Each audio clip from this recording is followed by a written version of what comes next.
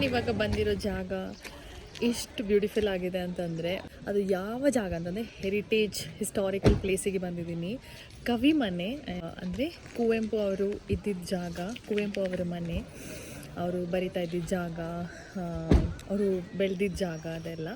And ಕರ್ನಾಟಕದಲ್ಲಿ ಎಲ್ರಿಗೂ ಗೊತ್ತಿರುತ್ತೆ ಕವಿ ಮನೆ ಅಂತಂದರೆ, ಅಥವಾ ಕುವೆಂಪು, ರಾಷ್ಟ್ರಕವಿ Kuvempu, one of the greatest poetry writer in the Karnataka history. And ಅಲ್ಲಿಗೆ ಬಂದಿದ್ದೀವಿ ಇವಾಗ ನಾನು. ಆ್ಯಂಡ್ ಒಳಗಡೆ ಆಬ್ವಿಯಸ್ಲಿ ಕ್ಯಾಮ್ರಾ ಅಲೌಡ್ ಇಲ್ಲ. Obviously they want to maintain that freshness or authenticity of the place.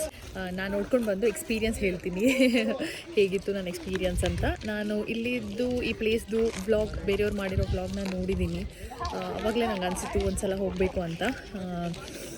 Priya ಮನೆಗೆ ಬರ್ತೀವಿ ಅಂತ ಹೇಳಿದ ತಕ್ಷಣ ಫಸ್ಟ್ ಅವಳು ಹೇಳಿದ್ದೆ ಅದು. ನಾವು ಹೋಗಿದ್ದು ನೆಕ್ಸ್ಟ್ ಡೇ ನಾವು ಹೋಗೋದು ಕುಪ್ಪಳ್ಳಿಗೆ, ಕವಿ ಮನೆಗೆ ಹೋಗ್ತೀವಿ ಅಂತ. So I obviously was excited ನೋಡಬೇಕು ಅಂತ ಅಂದ್ಬಿಟ್ಟು. ಸೊ ನೋಡೋಣ ಎಷ್ಟು ಕ್ಯಾಪ್ಚರ್ ಮಾಡೋಕ್ಕಾಗುತ್ತೆ ಅಂತ ಅಂದ್ಬಿಟ್ಟು. So yeah, let's get going.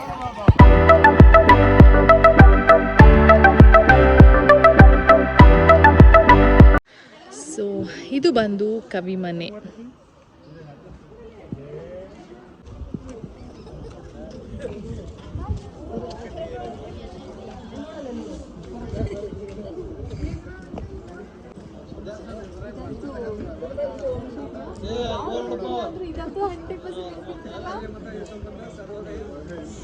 ನಾವು ಯಾವ ಪೋಯಮ್ ಮರೆತರು ಇದಂತೂ ಯಾರು ಮರೆಯಕ್ಕೆ ಸಾಧ್ಯನೇ ಇಲ್ಲ.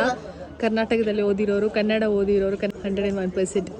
ಓ ನನ್ನ ಚೇತನ ಆಗು ನೀ ಅನಿಕೇತನ, ರೂಪಗಳನ್ನು ದಾಟಿ ನಾಮಕೋಟಿಗಳನ್ನು ಮೀಟಿ ಎದೆಯ ಬೀರಿಯ ಭಾವ ದೀಟಿ, ಓ ನನ್ನ ಚೇತನ ಆಗು ನೀ ಅನಿಕೇತನ. ವಾವ್, ಸ್ಕೂಲೆಲ್ಲ ನೆನಪಾಗ್ತಿದೆ ಇವಾಗ.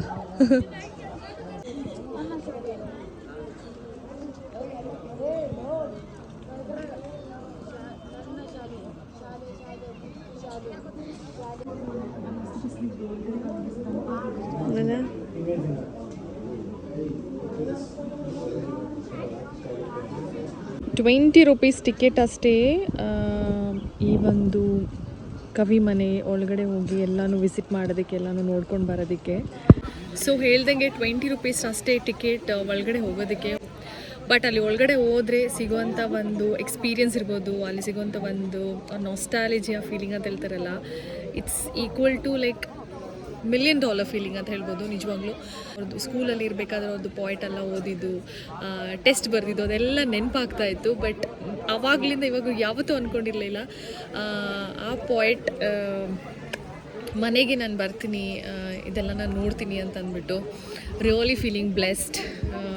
ಅವರು ಹುಟ್ಟಿ ಬೆಳೆದಿದ್ದು ಮನೆ, ಅವ್ರದ್ದು ಲೈಫ್ ಸ್ಟೈಲ್ ಇದ್ದಿರ್ಬೋದು, ಅವ್ರು ಯೂಸ್ ಮಾಡಿರೋದು ಪ್ರತಿಯೊಂದು ಐಟಮ್ಸ್ ಇರ್ಬೋದು, ಎಲ್ಲನೂ ಕೂಡ ಇದೆ. ಲೈಕ್ ಅವರು ಯೂಸ್ ಮಾಡಿರೋ ಕೋಟ್ ಇರ್ಬೋದು, ಕೋಲ್ ಇರುತ್ತಲ್ಲ, ಊರ್ಗೋಲು ಅಂತ ಹೇಳ್ತಾರವಲ್ಲ ಅದು, ಆಮೇಲೆ ಪಂಚೆ, ಅವರು ಏನೇನು ಲೈಕ್ ಎವ್ರಿಥಿಂಗ್ ಕೂಡ ಇದೆ. ತಲೆ ಕೂದಲು ಕೂಡ ಇದೆ, ಕನ್ನಡಿಯಿಂದ ಹಿಡಿದು ತಲೆ ಕೂದಲು, ಪೆನ್ನಿಂದ ಹಿಡಿದು ಎವ್ರಿಥಿಂಗ್. ಎಷ್ಟು ಖುಷಿ ಕೊಡ್ತು ಅಂತಂದರೆ ಅದನ್ನೆಲ್ಲ ನೋಡ್ತಾ ಇದ್ದರೆ.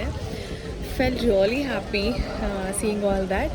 ಆ್ಯಂಡ್ ಎಲ್ಲದಕ್ಕಿಂತ ಹೆಚ್ಚಾಗಿ ಅವ್ರಿಗೆ ಸಿಕ್ಕಿರೋ ಅವಾರ್ಡ್ಸ್ ಎಲ್ಲ ನಾವು ನೋಡಿದ್ವಿ ನಾವು. And he's Bharat Ratna awardee.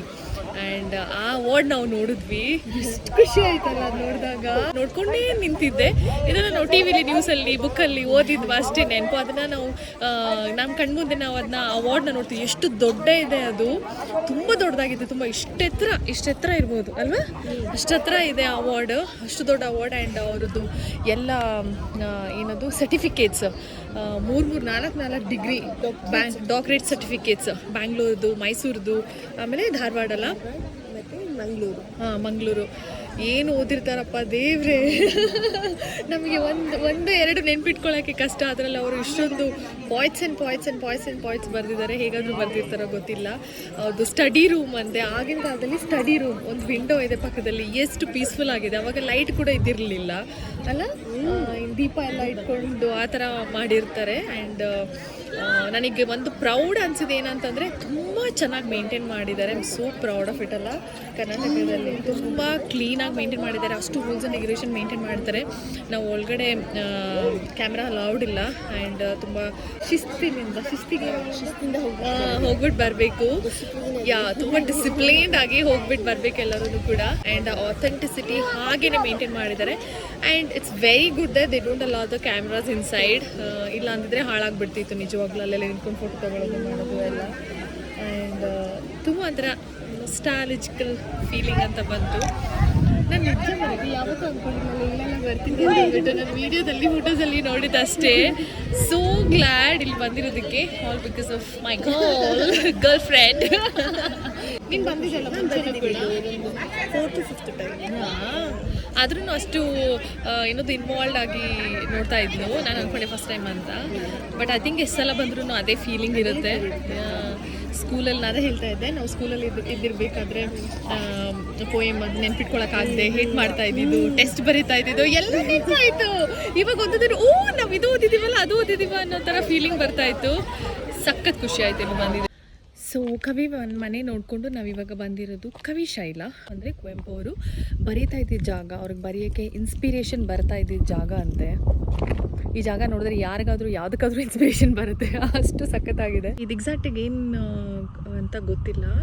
ಇದ್ರದ್ದು ಒಂದು ಫೋಟೋಸ್ ಕೂಡ ಅಲ್ಲಿ ಕವಿ ಮನೆಯಲ್ಲಿ ಅವ್ರದ್ದು ಗ್ಯಾಲ್ರಿನಲ್ಲಿ ಇದೆ. ಅದು ಸ್ವಲ್ಪ ಗೂಗಲ್ ಮಾಡಿ ನೋಡ್ಕೋಬೇಕು ಏನಂತ ಅಂದ್ಬಿಟ್ಟು. ಇಲ್ಲಿ ಪಾರ್ಕ್ ಮಾಡಿ ಮುಂದೆ ಈ ಥರ ನಡ್ಕೊಂಡು ಹೋಗಬೇಕು. ಚಿಕ್ಕದಾಗಿ ಕಾಲ್ದಾರಿ ಇರ್ತಿತ್ತೇನೋ ಅಲ್ವಾ, ಇವಾಗ ರೋಡ್ ಥರ ಮಾಡಿದ್ದಾರೆ ನೋಡು. ಕವಿ ಮನೆಗೆ ಈ ಕಡೆಯಿಂದ ಹೋದರೆ ಅವ್ರ ಮನೆ ಅಲ್ಲಿಂದ ಅವರು ನಡ್ಕೊಂಡು ಬರ್ತಿದ್ರಂತೆ.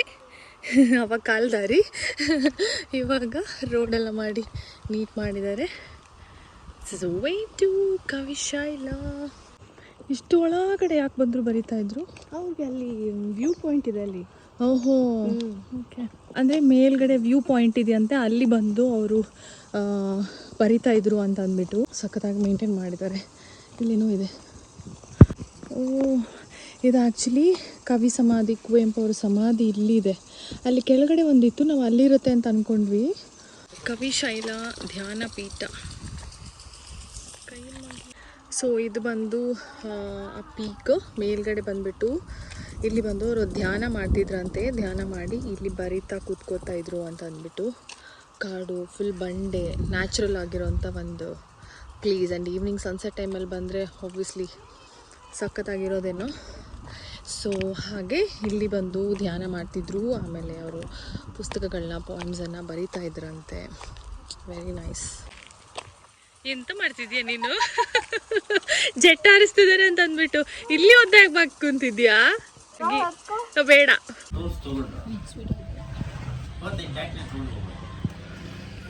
ಮಲೆನಾಡು ಸಂಜೆ ಆಗ್ತಾ ಫ್ರೀಸಿಂಗ್ ಕೊಂಡಿದ್ದು ನೆನ್ನೆ ರಾತ್ರಿ ಮತ್ತು ಬೆಳಗ್ಗೆ ಎಲ್ಲ ಅಷ್ಟು ಫ್ರೀಸಿಂಗ್. ನಾನು ಸಾಕ್ಸ್ ಸ್ವೆಟರ್ ಎಲ್ಲ ಹಾಕ್ಕೊಂಡಿದ್ದೆ. ಅಮ್ಮ ಬಂದ್ಬಿಟ್ಟು ಬ್ಲ್ಯಾಂಕೆಟ್ ಕೂಡ ಹಾಕೊಟ್ರು ಕೂತ್ಕೊಂಡಿದ್ದಾಗ. ಈಗ ಹೇಗಿದೆ ಅಂತಂದರೆ ಬಿಸಿಲು ತಡ್ಕೊಳಕ್ಕಾಗ್ತದೆ, ಅಷ್ಟು ಸೂಪರ್ ಹಾಟ್ ಆಗಿದೆ. So let's beat the heat. ಇದ್ರ ಮುಂದೆ ಯಾವುದು ಇಲ್ಲ.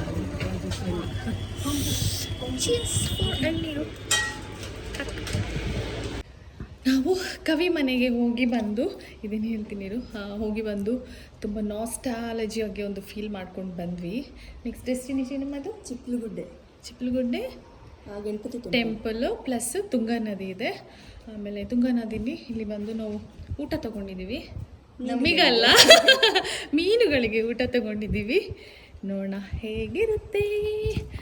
ಸಿದ್ಧಿವಿನಾಯಕ ದೇವಸ್ಥಾನ ಚಿಪ್ಪಲಗುಡ್ಡ ಕ್ಲೋಸ್ ಆಗಿದೆ, ಹಾಗೆ ಪ್ರೇ ಮಾಡ್ಕೊಂಡು ಹೋಗ್ತೀವಿ. ಏನಾದ್ರು ಇಲ್ಲಿ ರಿವರ್ ಬಗ್ಗೆ ಏನೋ ಹೇಳ್ತಿದ್ದಲ್ಲ. ಇದು ಶೃಂಗೇರಿಯಿಂದ ತುಂಗಾ ನದಿ ಹಬ್ಬದ್ದು, ಮತ್ತು ಶೃಂಗೇರಿಲಿರೋ ಮೀನುಗಳು ಇಲ್ಲೂ ಇರೋದು. ಓ ಅಲ್ಲಿನೂ ಕೂಡ ನದಿನಲ್ಲಿ ಅದೇ ಸೇಮ್ ಮೀನುಗಳು ಇಲ್ಲಿಗೂ ಬರುತ್ತೆ. ಹೌದು, ನಾನು ಹಂಗಾದ್ರೆ ಹೋಗಿದ್ದೀನಿ ಅಂದರೆ ಶೃಂಗೇರಿಗೆ. ನನಗೆ ಎಲ್ಲೋ ಒಂದು ಟೆಂಪಲ್ಗೆ ಹೋಗಿ ಈ ಥರ ನೀರಿಗೆ ಮೀನು ಹಾಕಿರೋದಲ್ಲ, ಮೀನಿಗೆ ನೀರು ಹಾಕಿರೋದು ನೆನಪಿದೆ. ನೀರಿಗೆ ಮೀನು ಹಾಕಿರೋದಲ್ಲ, ಮೀನಿಗೆ ನೀರು ಹಾಕಿರೋದು ಅಲ್ಲ, ಮೀನಿಗೆ ಫುಡ್ ಹಾಕಿರೋದು. ಹಸಿವಾಗಿದೆಯಲ್ಲ, ಮಟ್ಟ ಮಧ್ಯಾಹ್ನ ಅಲ್ಲ, ಅದಕ್ಕೆ ಹಸಿವು ನೆತ್ತಿಗೆ ಇರ್ತದೆ. ಏನು ಮೀನುಗಳಿಗೆ ಊಟ ಹಾಕುವ ವಾಸ್ಕು. ವಾವ್, ಸಖತ್ತಾಗಿದೆ ಮರೀತಿ. ವಿಡಿಯೋ ನೋಡ್ಕೊಂಡು ಬಿದ್ದುಬಿಟ್ರೆ ಕಷ್ಟ. Yeah sure. Wow wow wow. Thanks to you of course. Lot of thanks. Peaceful ಆಗಿದೆ, ಯಾರೂ ಇಲ್ಲ. Maybe because it's afternoon, mid afternoon. ಇಲ್ಲಿ ಫಿಶ್ಗೆ ಇವಾಗ ಊಟ ಹಾಕೋದು. ಗಾಡ್,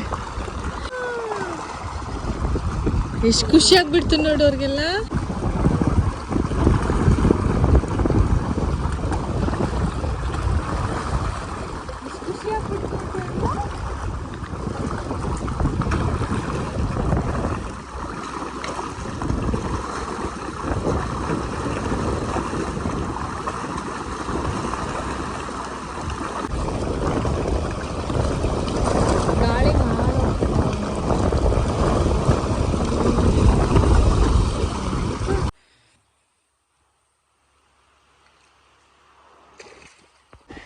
ಕಳ್ಳರು ಬಂದಿದ್ದಾರೆ ಸೈಡಲ್ಲಿರೋದು ನಾವು ಹಾಕಿದ ಫುಡ್ನ ತಿನ್ನಕ್ಕೆ.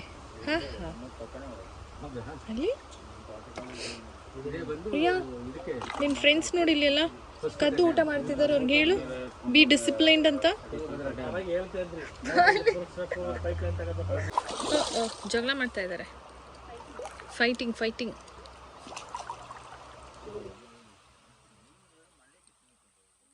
ಏನಿದು? ಹಾಲ್ಕೋವ. ಏನದು? ಮೆಮರಿ ಹೇಳು. ಚಿಕ್ಕವರು ಸ್ಕೂಲ್ಗೆ ಹೋಗ್ಬೇಕಾದ್ರೆ ₹1 ಸಿಕ್ಬಿಟ್ರೆ ಓಡೋಗೋದು ತಗೊಳ್ಳೋದು. ಅಲ್ಲ, ಬ್ಯಾಂಗ್ಳೂರಲ್ಲಿ ಸಿಗಲ್ಲ ಇದೆಲ್ಲ. ನಮಗೆ ಇದು ನೋಡಿದ ತಕ್ಷಣ ಸ್ಕೂಲ್ ನೆನಪಾಯ್ತು. ತಿಂದು ಅವಾಗಿರೋ ಥರ ಟೇಸ್ಟೇ ಬರ್ತಾ ಇದೆಯಾ ಅದು? Back to school memories. ಇವಾಗ ಇದಕ್ಕೆ ವ್ಯಾಲ್ಯೂ ಇಲ್ಲ, ಆವಾಗ ಸಖತ್ ವ್ಯಾಲ್ಯೂ. ನಾನು ಇನ್ನೆಲ್ಲಿಗೆ ಒಂದು ವಾಟರ್ ಟ್ಯಾಂಕರು, ಒಂದು ಏರೋಪ್ಲೇನ್ ತೊಗೊಂಡಿದ್ದೀನಿ. ಹಲೋ. ಎಲ್ಲೆಲ್ಲೋ ಹೋಗಿ ಸುತ್ತಾಡ್ಕೊಂಡೆಲ್ಲ ಬಂದು ಸಂಜೆ ಆಗಿದೆ ಇವಾಗ. ಇಲ್ಲಿ ಇವ್ರ ಪ್ಲೇಸಲ್ಲಿ ಇವತ್ತು ನಾಳೆ ನಾಡಿದ್ದು ಎಲ್ಲ ಜಾತ್ರೆ ಅಂದರೆ ತೀರ್ಥಹಳ್ಳಿನಲ್ಲಿ ತುಂಬ ದೊಡ್ಡ ಜಾತ್ರೆ. ಇವಾಗ ರಥೋತ್ಸವ, ತೆಪ್ಪೋತ್ಸವ ಏನೇನೋ ಇದೆ. ಇವತ್ತು ಫಸ್ಟ್ ಡೇ, ಸೊ ಅಲ್ಲಿಗೆ ಬಂದಿದ್ದೀವಿ. ಈಗ ಎಲ್ಲರೂ ಇಲ್ಲಿಗೆ ಬಂದಿದ್ದೀವಿ. ನೋಡ್ಕೊಂಡು ಹೋಗೋಣ ಹೇಗಿರುತ್ತೆ ಅಂತ ಅಂದ್ಬಿಟ್ಟು. ಆ್ಯಂಡ್ ನನಗೆ ಇಲ್ಲಿಗೂ ಕೂರ್ಗಿಗೂ ಏನು ಜಾಸ್ತಿ ಡಿಫ್ರೆನ್ಸ್ ಆಬ್ವಿಯಸ್ಲಿ ಅನಿಸಲ್ಲ. ಎರಡೂ ಮಲೆನಾಡನ್ನೇ. ಬಟ್ ಡಿಫ್ರೆನ್ಸ್ ಅಂದರೆ ಇದು ಅಡಿಕೆ ನಾಡು, ಅದು ಕಾಫಿಯ ನಾಡು. ಅಲ್ಲಿ ಕಾಫಿ ಬೆಳೀತಾರೆ, ಇಲ್ಲಿ ಅಡಿಕೆ ಬೆಳೀತಾರೆ. ಅದು ಬಿಟ್ಟರೆ ಅಷ್ಟೇ ಡಿಫ್ರೆನ್ಸ್. ಅದು ಬಿಟ್ಟರೆ ಬೇರೆ ಎಲ್ಲ ನಮಗೆ ಕ್ಲೈಮೇಟ್ ಇರ್ಬೋದು ಎಲ್ಲನೂ ಸೇಮ್ ಬಟ್ ಡಿಫ್ರೆಂಟ್.